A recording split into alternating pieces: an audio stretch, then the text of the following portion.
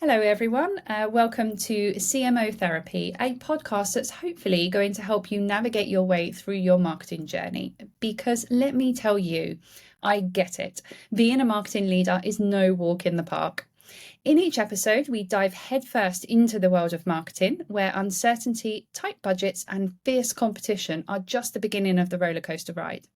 But guess what? You are not alone in this. Why go solo when you can tap into the powerhouse of insights from some of the most awesome marketing leaders in the game? And look, the title might include the word therapy, but we are not just talking about challenges here. We are tackling them head on. So join us as we deep dive into the nitty gritty, share war stories, and unlock secret strategies. Get ready for no holds barred conversations because sometimes I have no filter. So, if you are a chief marketing officer, a marketing lead, or just someone looking to up their marketing game, then I am so glad that you are here with us today. So, today I have with me the very awesome Betsy Samuel. Betsy, thank you very much for joining me. I'm very happy to be here, Lucy. And I mean, if nothing else, who wouldn't want to be on a podcast called CMO Therapy? I mean, We all need a bit of where therapy. have you been all my life, CMO Therapy? Yep. So the topic that we're going to be discussing today is around kind of that glass ceiling conundrum and whether you're breaking it, bouncing off, whether it's not even there. But how did this topic like really come about? And that was because we were having a discussion earlier about this kind of squiggly line career paths that we've had and how to progress in marketing and in business in general, right? And like I said in my intro, like being a marketing leader isn't a walk in the park. It's not easy. So we really want to support the next generation of leaders and to ensure that they are board savvy, credible, ready for the world, and not hitting any glass ceilings. That's what we want. Exactly, exactly. So let's get into it, and maybe to start off with, let's take a bit of a step back or step right back. And I was looking at your LinkedIn, and you've had a number of really super interesting roles. So maybe we can start off there. Like, where was your kind of first marketing role, and how did you sort of get there? And did you ever imagine yourself being in a marketing leadership role? Yeah, yeah, so many good questions there. And you're absolutely right. I have had the quintessential squiggly career, and I'm really happy that I have. We should start there. Squiggly is good. Um, so almost right after university, I got into FinTech even before they were calling it FinTech. So that was like the early 90s. And I knew that I wanted to go into marketing, communications, something along those lines. So within about a year of entering the workforce, I had an opportunity to take the reins at a what was at the time a regional debit network. It was the name of it was Honor, and it was in the Southeast U.S. And when I say take the reins, that was because there was no one doing it. And so taking the reins when you're 23 years old looks a little different than when you're at a much bigger organization or in um, yeah, the type of company that has a lot of people and needs a lot of people to get the marketing done. So I was a one person band, and yeah, very very new to the role. And I mean, my qualifications probably at the time were that I had seen some marketing, but I was an English major and an economics minor in college and university, and so my first passion was writing and communicating. So I think at the heart of any good marketer and really any business role is communication. We have to be able to communicate what it is that, what are our objectives? What are we doing to achieve our objectives? What do we need from others to be on that journey? So, so that was my first role, and I got to do a little bit of everything. From from writing a newsletter to I did a lot of printing, statement inserts when those things were a thing. Hmm. Um, Working with we had about 500 member or banks and credit unions, so working really closely with them. So that was yeah, I got to do everything. So that was really fun, and I got to learn from not only the leadership within my organization, because because it was a small organization, I reported to the president and had to make my first board presentation when I was about 24. Wow. Um, and but I also had, so I got a chance to learn in that environment and learn from external agencies that we used and providers that were truly the experts in different aspects of marketing. Yeah, yeah, that's really interesting. Kind of learning, yeah, learning from all the different kind of agencies, and I mean that's what you have to do, don't you, when you are a one person marketing team is lean on some of those external, a bit of external help and support. Yeah, I mean, particularly when, and I think this is even more true now than at the time we needed to do it because there were a number of jobs that needed to get done. But I would say now there are even more jobs that need to get done, and Yeah. there's more specialization than I could have ever imagined when, when I was in that first role. And so and it's impossible to be an expert in everything, Yes. and but you need to be surrounded by those people that are the best at doing whatever it is. So if you have that opportunity, it's always great to take it. Yeah. And that might be why I think I've liked a squiggly career, because you never know where that, where that next opportunity is going to come from, to learn something new. So what's quite interesting about that role then is you were really kind of really sort of landed in it, I suppose. I can't think of a better phrase, but That's you know, exactly the phrase. Yeah. your first marketing role, and you're on your own. You're having to sort of report into the board and into management. That must have been quite scary. Yeah, it was daunting. But I would say, we were, when we've talked before, we talked about, the sort of the, your life situation that impacts you. And as I've mentioned on other podcasts, it was during this time actually that I was diagnosed with HIV, that I got from my first husband. And so this was the early 90s.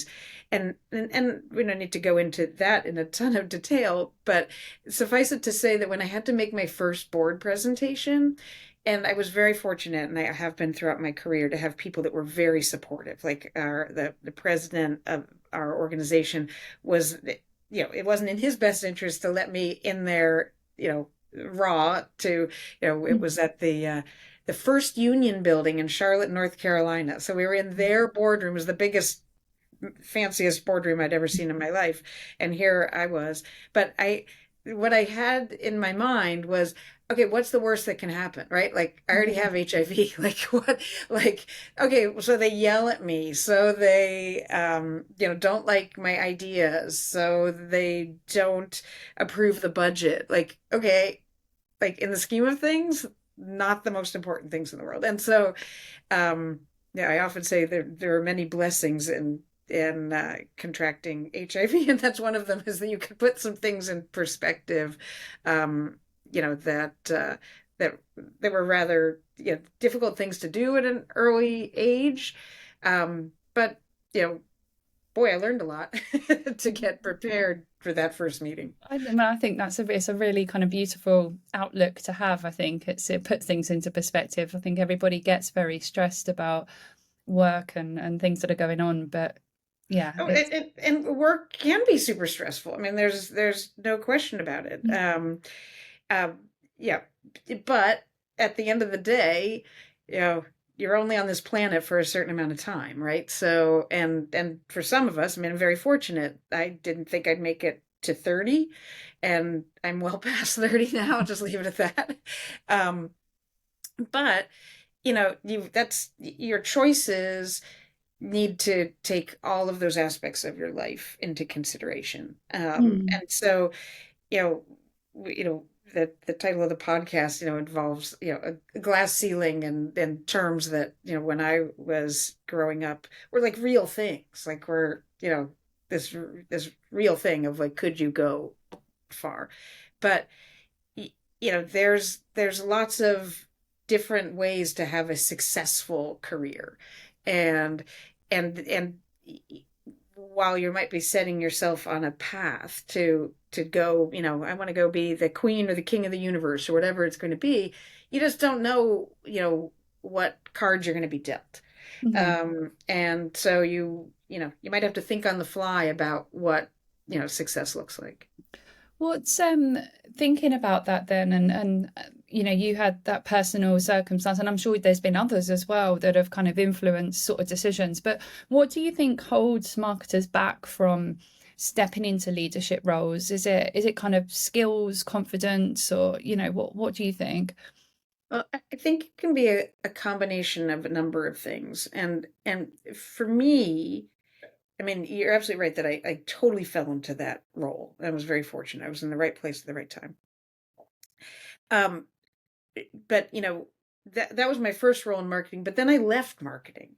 So so for me, learning about like what, what's it going to take to go forward in marketing, right? Like what might hold you back. For me, what was holding me back was a really good grasp on the business. Mm, And I'd always really enjoyed the business. And in hindsight, what was a decision because I was ready to do something other than marketing for a while, really rounded out my experience to go. So um, after about 15 years in marketing, I shifted gears and went into the client facing side of the business. was that And was that a conscious decision it then? was. It was a totally a conscious decision. Like, I mean, yeah. So since this is, CMO therapy, anybody that is listening to this podcast knows what it feels like to have burnout, Mhm. and so I'd been in marketing at that point for 15 years, and I had seen the company grow from, we were, this regional debit network, to we were ultimately by that point acquired by First Data. Um, so so lots of different changes along the way, lots of mergers, and really we did a merger about every 3 years, the first 15 years of my career, which is great. I mean, I loved it. It made things really exciting. But then you do get to a point in marketing where, it can get very tiring to have conversations over and over and over again of, everybody else is an expert, and it doesn't matter that you have results that say XYZ. But I had just gotten to that point where I was like, I to go further, to go to do more with my career, I needed to do something different. And that was as much for my like mental health as it was regarding like having more credibility, and I just really had an interest in this part of the business that I moved into. Um, so yeah, so that was a complete leap of faith. I had a lot of people tell me I shouldn't do it. I had a lot of people. I had people that call me, to say, "Are you really sure? Like, are you sure you want to do this?" Like within the organization, like leaders that I had worked for in the past. And do you Yeah. think you were able to do that? It was easier for you to do that with the fact that you had that. You mentioned that you had that kind of more sort of business leadership that you'd taken, that type of experience that you'd sort of taken on board. Do you think that that was kind of helped you moving into sort of a bit of a different role? It did, because it was a really small organization for those most of those 15 years. I was doing a lot of different things, right? Like there wasn't Mhm. this really like specific area of like, this is marketing, and this, our president at the time early on said, look, we're a small company. So if that means like somebody needs to go raise the flag outside or take out the trash, then you're going to do it. So um, I'd been fortunate to have contact with a lot of our clients, or we call them members. And and I really like that interaction, always gave me joy. Like it always, like it gave me passion. It reignited why I did what I did. So I would say that was probably the biggest impetus to go to completely shift gears, was that I really liked those interactions that I could have, that I was having with clients. And now, of course, they were kind of always a little more fun than other conversations, because we were talking about marketing, and it wasn't like, oh, this is broken, or oh, your fees are too high, or whatever it was. So I knew enough to be dangerous about client management, which was like, usually people are happy to see me to come talk about marketing and like joint programs and stuff. The role I went into was very different. It was part of the business that was not in a good place at the time. So, and I think that was also what kind of drew me to it, which was, oh, I can't make it any worse. It was, but it meant it was very challenging. We had a lot of clients that weren't very happy with the company at that point. And yeah, so it was great, because anything I did was going to make it better. Mm, Right. And back to what I was talking about at the beginning, it's so much of it comes back to communication.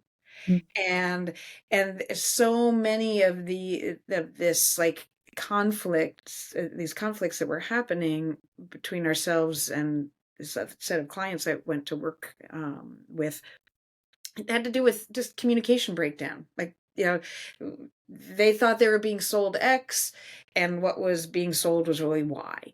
And, timelines and all those kinds of things, that's those are the same thing. Like, those are like, marketing has timelines and the rest of the business has timelines, right? Like, marketing has budgets, the rest of the business has budgets. Marketing has unhappy clients, the rest of the business has unhappy clients. So yeah, I so love there are a that. lot of transferable skills. That you've kind of, you really sounds like you really kind of understood your skills, which were, like you say, kind of communicating and fixing broken things. I always say I'm a bit like a magpie as well. I'm attracted to broken things. Yeah, I love a good broken thing. I love Yeah, I a like problem to fixing. solve.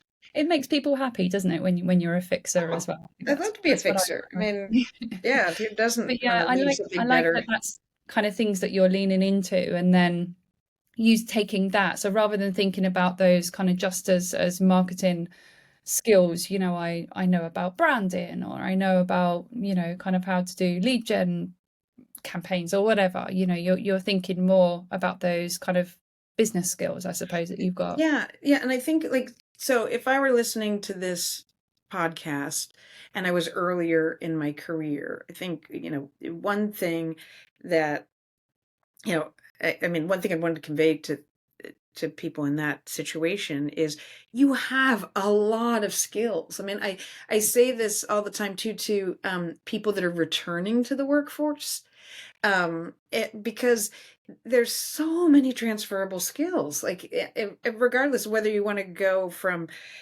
marketing to operations. Now, that's not, you can't just jump in, right? But you have transferable skills that, if you put the time in to learning about what that new function is about, before you make the leap, or if you are fortunate enough to be able to do a kind of job that lets you spend time in different parts of the business, that you don't we don't give ourselves enough credit for the things we know how to do, Mm. that may look very specific or very targeted to marketing, but they really have a lot more to do with the business, and those kinds of drivers than I think we give credit for.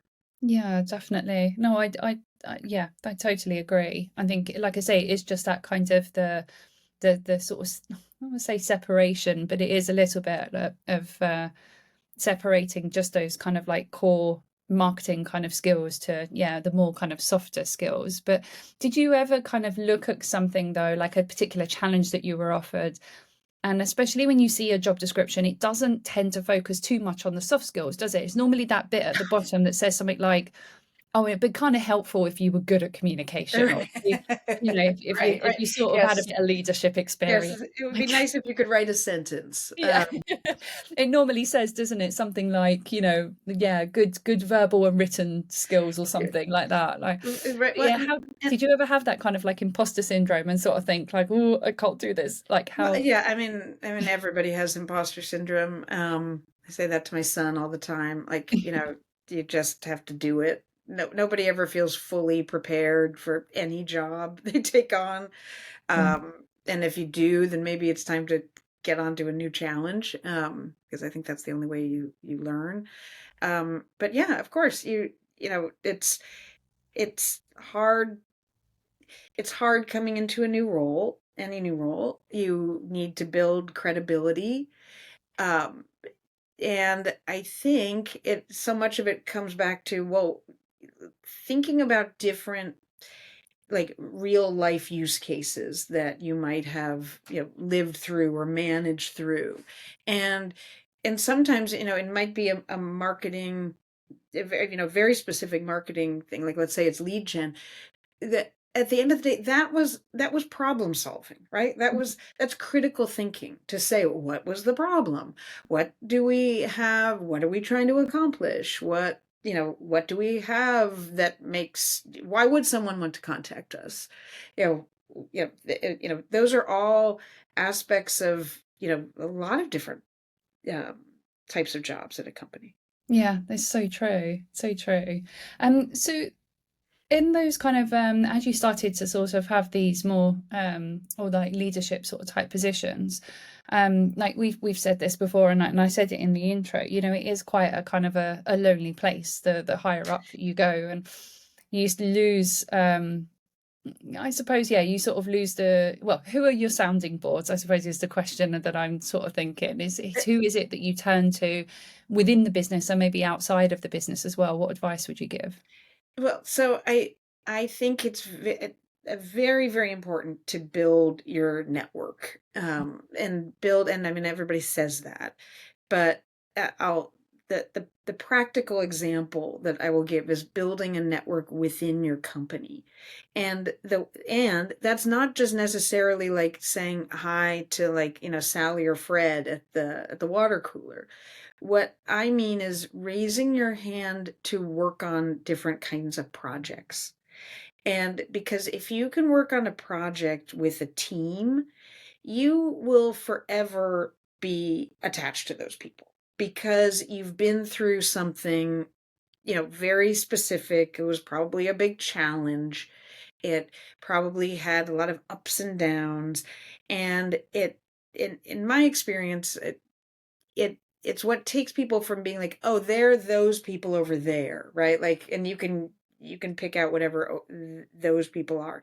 Oh, those are people in operations, or those are people that are from the blah blah blah office, right? And I'm from this office. Like, so there, I think it's very easy to get in that us them mindset in within a company, right?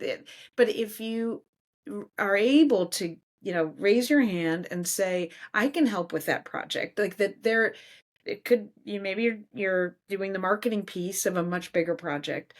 Those are the people that, back to your question, become your network. Mm, Because I can go now to people, like when I'm at Money 2020 is a great example. Like, and I walk down those halls, whichever one you're in, and you see people from different parts of your life, and different parts of your journey, and they aren't, my people aren't necessarily, just marketing people, because I've done a lot of these different projects, and often, particularly if I'm having a challenge that relates to marketing, it it's I probably need to know something more about what's going on in the business in general, and to get out of that, just, I'm in marketing, and that's what I do, to say, no, I'm in the business, mm, and I just happen to do this function, and reach out to other people to say, hey, tell me a little bit more about what's going on here, like whether it's with, like, client X or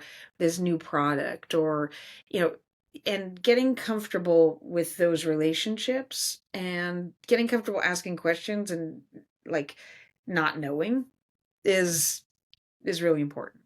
I love that. I really love that advice because I think it's, I mean, again, we kind of talked about this before, but everybody in the business thinks that they're a marketer, right? It's one of the things about our role that we love.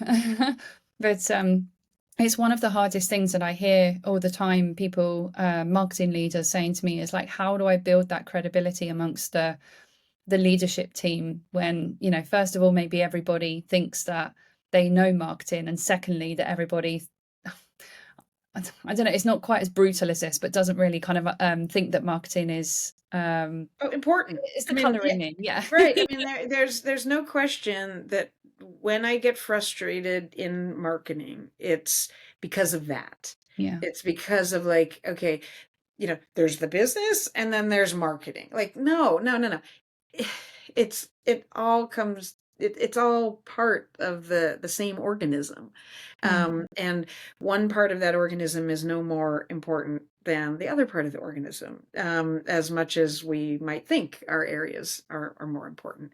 But I remember, it reminds me because I remember times being in other parts of the business and like it's like, oh well, go get that money from marketing, and I wouldn't be in marketing at the time. Like, no, no, no, no, like time out, like know what you're asking for before you just say, oh well, there's a big pile of money over there in marketing, like just go get it. Like um but for me, that was the benefit of being in marketing and going into the rest of the business, and then being in other parts of the business and going back into marketing. Like you just bring all those experiences with you. So that's, it's back to the squiggly line. Yeah. That's why the squiggly line is really important.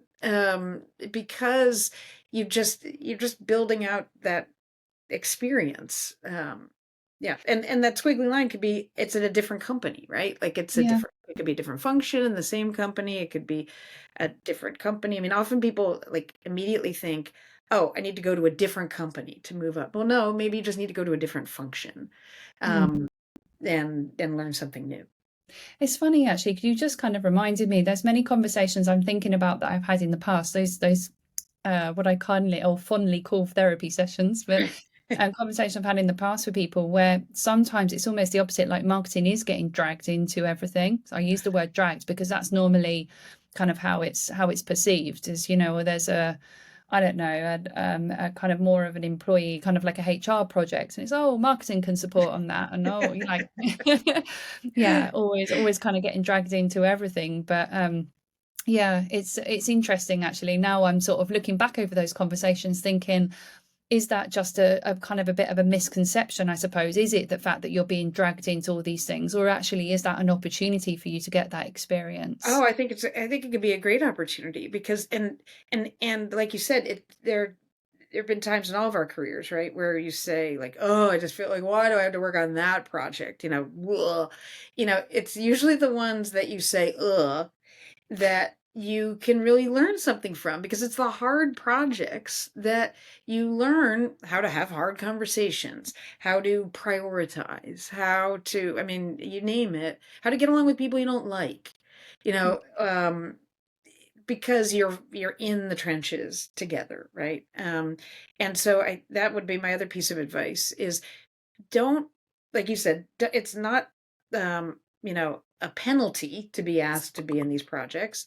Um, don't zone out. Don't just zone out and say, okay, well, when they get to marketing, I'll pay attention, right? No, no, like this could be, who knows? Like you could be on this call and this project, and it could be something in product that you thought had nothing to do with you. And then you're like, wait, that's a cool product. Like maybe I've, go in with that, just having a conversation this weekend about growth mindset. Mm, Like, think about the what if, like maybe I like this, maybe I like finance and I just didn't know it. Who knows? I don't know. I don't know it until you try it. yeah. Or at least have access to, or like be exposed to it. I Um, always think of it as just, yeah, an opportunity to kind of quiz that sort of person and learn more basically as well, as you're not having to, it comes back to that imposter syndrome. I think sometimes when we're put in these situations, we think that we're having to go in to be the person that has all the answers. Well, no, you're in it just because you've got, like you said, the right skill sets to be able to work on this project, not the knowledge necessarily. Right, right. Well, and just yeah, and just being honest about that. Like I'm not a huge fan of the imposter syndrome terminology, because I do think everybody, like, if people are actually thinking, then everybody would have imposter syndrome. So Mm, like, um, but I just think it's about being comfortable, like knowing that you're going to screw something up, right? mm. You're just going to, and because you don't know everything. But being kind to yourself. And then also my other thing is I think you also need to be kind to other people. Like, it sounds so trite to say that. And sometimes I've gotten flack in my career for saying, well, you don't need to be nice. Like, or this isn't about being nice. This is about, like, you can still give difficult news and still be a human. Um, and I think that's back to the squiggly career, is that we are humans dealing with other humans. And if we are, you know, open and helpful and kind to other people, guess what? Like, that will be reciprocated at some point in your career. It just will. Mm. And so if you go into these, back to bringing it back to what we were talking about, these different projects of, like, being open to it and being like, how can I help? There's a great question. How can I help? I mean, you never know what somebody's going to ask you to do, or Yeah. I've and that's, struggled yeah. with this like throughout my career, honestly. I've this whole kind of, being nice, oh, you're never going to get anywhere if you're, because you're too nice, Lucy, all the time. And there's a book that I would recommend anyone to read, and it's called Myth of the Nice Girl. Myth of the Nice Girl, something like that. I will put a link in the podcast when I publish the podcast. I'll put a link to the book, but honestly, it changed my life. But it's an amazing book, and it basically says, I think a lot of people when they see women, and this is more about kind of women and maybe men as well, but when they see women in these leadership roles, they're always, I call them women with balls. you know they're like, Yep.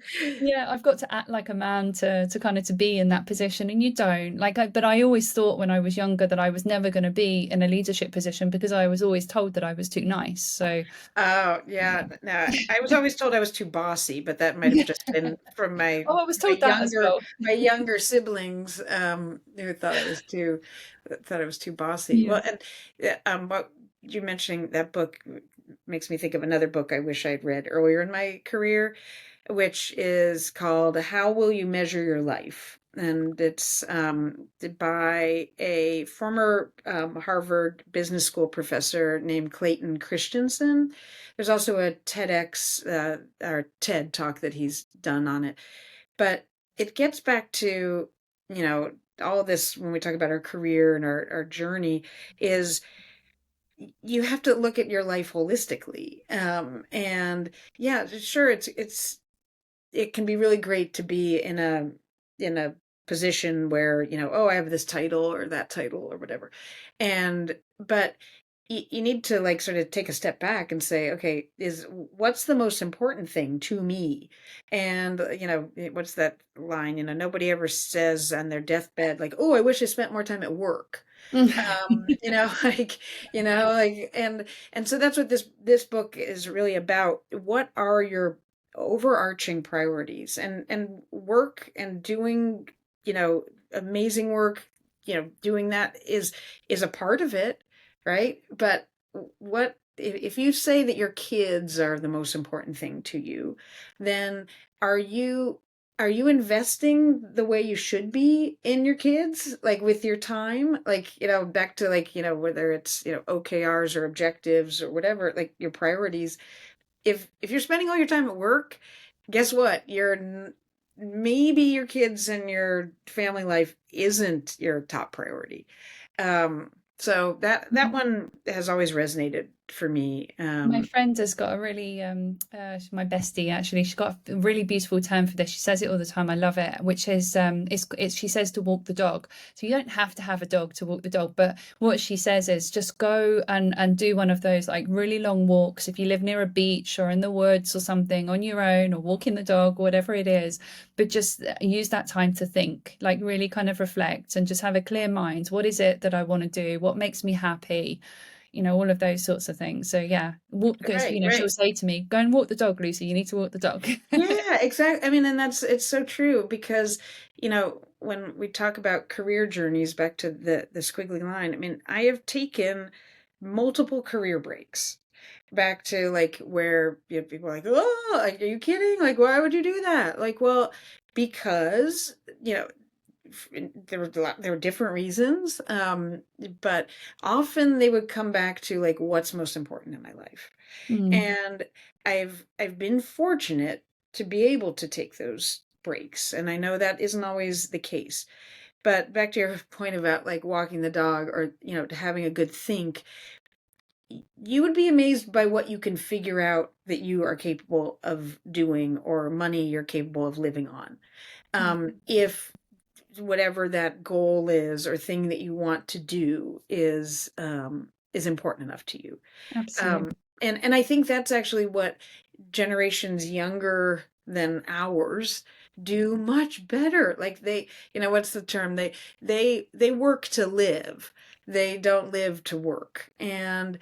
Um, and I think it's really important to spend that time, because it is the scarce time is the scarcest currency.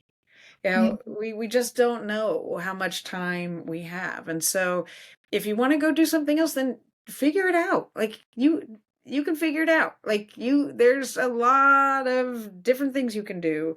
Um, and I feel like I'm always trying to figure out like what I want to do when I grow I up. don't think we ever stop trying to figure it out.